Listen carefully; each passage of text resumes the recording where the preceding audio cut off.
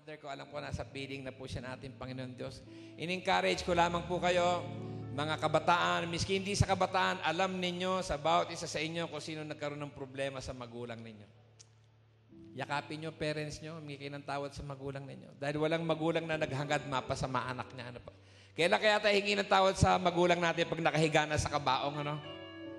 Madidinig kaya kayo ng magulang nyo? Sige po, tinatawag ko po si Pastor Art. Bishop?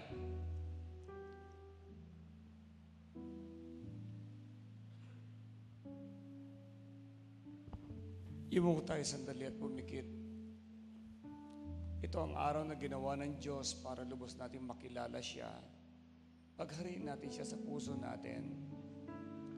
Habang tayo nakayuko at nakapikit, ipatong natin ating mga kamay sa ating dibdib. Sinisimbolo po na binubuksan natin ang ating puso para sa Kanya. At handa natin siyang tanggapin bilang tagapagligtas ng ating buhay. At lahat na nagmamahal kay Jesus, handang baguhin siya ng Panginoon.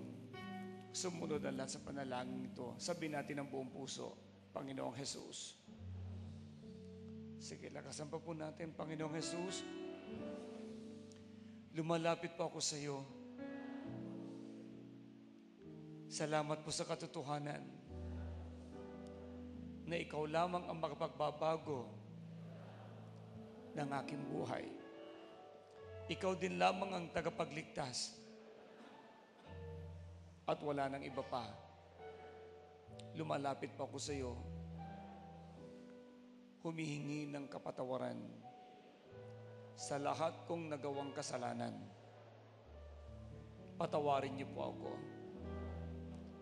mula sa aking pagkabata hanggang kasalukuyan. Linisin mo ako ng iyong banal na dugo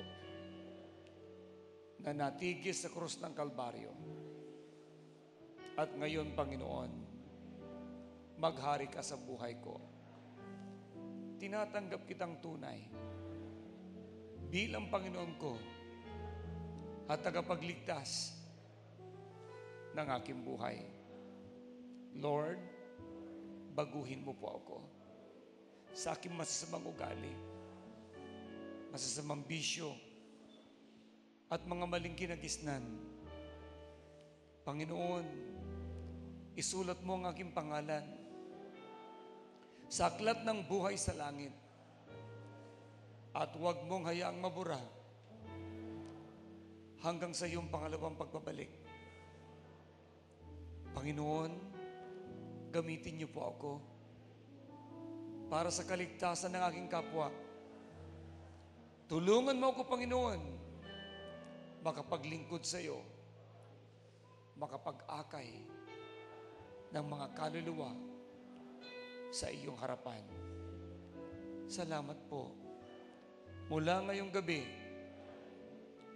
tinatanggap ko ang karapatan maging anak ng Diyos. Sa pangalan ni Jesus. Sa pangalan ni Jesus. Manatili kayong nakayuko at nakapikit, ako na lang mananalangin. Lord, nakita mo kung paano ka tanggapin ng mga tao.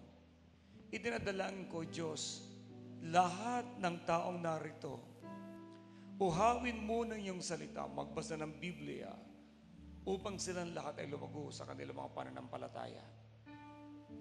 Idinadalangin ko, Panginoon, na wala ni isang man taong pumunta dito na mapahamak sa impyerno. Bagkus, Panginoon, lahat ay manatiling tapat sa iyo. Punin mo ng pag-ibig ang bawat isa. Baguhin mo sa anumang bisyo at sa anumang masasamang ugali. And Lord, hayaan niyo pong tulungan niyo po kami na makapaglingkod kami sa iyo habang kami nabubuhay. Salamat po at minsan pa, Panginoon, pagpalain mo po ang bawat miyembro ng pamipamilya ng taong narito.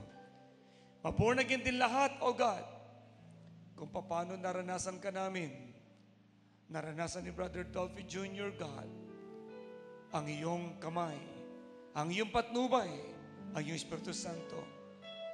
Kaming lahat ng binago mo, gamitin niyo kami mightily. Salamat po, Ama, sa iyong mga kamay. Inihandog ko po ang buhay ng lahat ng tao na sumampalataya sa iyo. I declare your blessing to them, God, in the name of Jesus. And Lord, hayaan niyo ng basa sa amin, madatnan mong naglilingkod sa iyo hanggang sa iyong pangalawang pagbabalik. To God be the glory forever and ever. In Jesus' name. Lahat ng tagalangit ngayon, magsabi ng Amen, and Amen, and Amen.